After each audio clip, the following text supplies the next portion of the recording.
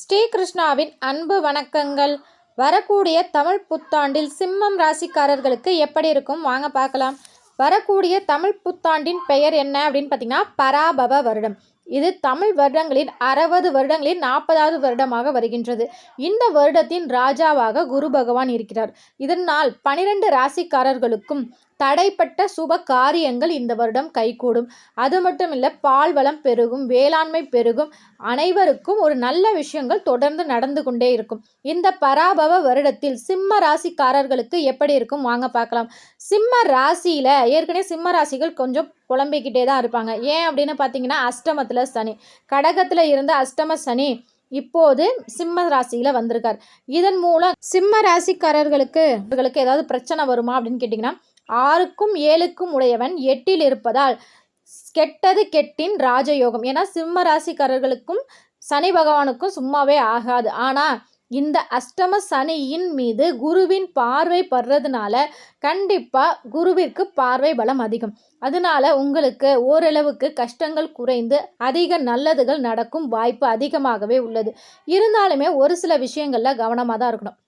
இப்போ பொதுவாக தொழில் எடுத்துக்கிட்டிங்க அப்படின்னா, தொழில் எப்போதுமே மேன்மையாக இருக்கும், ஒரு லெவலாக போகும். அதிக லாபமும் இருக்காது, அதிக நஷ்டமும் ஆகாது.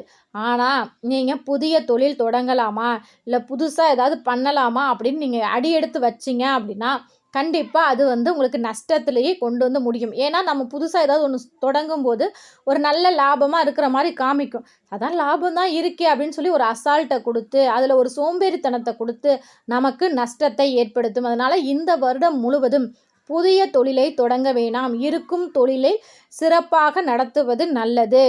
குரு பெயர்ச்சிக்கு பிறகு சிம்ம ராசிக்காரர்களுக்கு வீடு கட்டுதல் யோகம், வண்டி வாகன சேர்க்கை ஏற்படும். அது மட்டும் இல்லை, அரசு சார்ந்த சலுகைகள் ஏதேனும் எதிர்பார்க்கும் போது அதுவும் உங்களுக்கு கைகூடும்.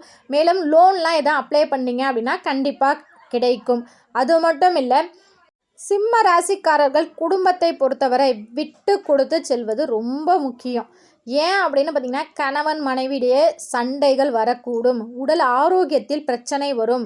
சிம்ம ராசிக்காரர்கள் முதல்ல உடல் ஆரோக்கியத்தில் முழு கவனம் தேவை. இந்த ஆண்டு முழுவதுமே நீங்கள் சரியான முறையில் சாப்பிடுவது, நேரத்திற்கு தண்ணி குடிப்பது, நேரத்திற்கு உறங்குவது, இதெல்லாம் கரெக்டாக வச்சுருந்தீங்க அப்படின்னா உடல் ஆரோக்கியத்தில் பெரிய பிரச்சனைகள் வராது.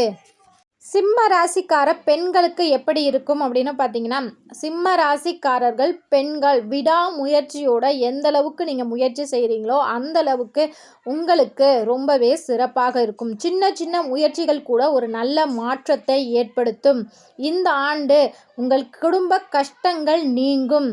கணவன் மனைவி இடையே விட்டு கொடுத்து செல்லக்கூடிய சிம்ம ராசிக்காரர்கள் வீட்டில் நல்ல செய்தி கிடைப்பதற்கான வாய்ப்பு இருக்கும். சிம்ம ராசி மாணவர்களுக்கு நீங்கள் நினைத்த இடத்தில் படிக்கும் யோகம் அமையும். விடாமுயற்சியுடன் படிக்கும் மாணவர்களுக்கு நினைத்த மதிப்பெண் பெறலாம். பொதுவாகவே இந்த சிம்ம ராசிக்காரர்களுக்கு தாய் தந்தை உறவில் நல்ல முன்னேற்றம் ஏற்படும். உடன் பிறந்தாரிடையே வாக்குவாதம் ஏற்படும். அதை பெரிதுபடுத்தாமல் இருக்கும்போது பெரிய அளவில் மனக்கசப்பு ஏற்படாமல் இருக்கும். ஒரு சிலருக்கு விரய செலவு ஏற்படும். கால்வலி, முதுகுவலி, மலச்சிக்கம், சிறுநீர் தொற்று போன்ற சிறு சிறு உடல் உபாதைகள் வந்து நீங்கும். இந்த அனைத்து பிரச்சனைகளும் நீங்கணும், உங்களுக்கு நல்லது மட்டுமே நடக்கணும் அப்படின்னா சனிக்கிழமை தோறும் விநாயகருக்கு விளக்கு ஏற்றி வழிபாடு செய்வது, பிள்ளையார்பட்டி சென்று வழிபாடு செய்வது, சனிக்கிழமையில் ஆஞ்சநேயர் வழிபாடு தொடர்ந்து செய்யும் போது உங்கள் வாழ்க்கையில் பல நல்ல விஷயங்கள் நடக்கும்.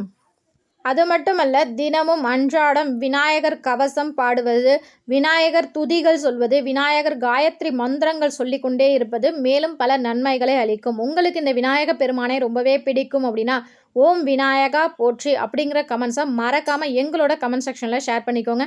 இந்த வீடியோ உங்களுக்கு பயனுள்ளதாக இருக்கும் என்ற நம்பிக்கையில் மற்றொரு வீடியோவில் சந்திக்கிறேன். இந்த வீடியோவுக்கு மறக்காமல் ஒரே ஒரு லைக் பண்ணுங்கள். இது உங்கள் ஸ்ரீகிருஷ்ணா யூடியூப் சேனல். நன்றி, வணக்கம்.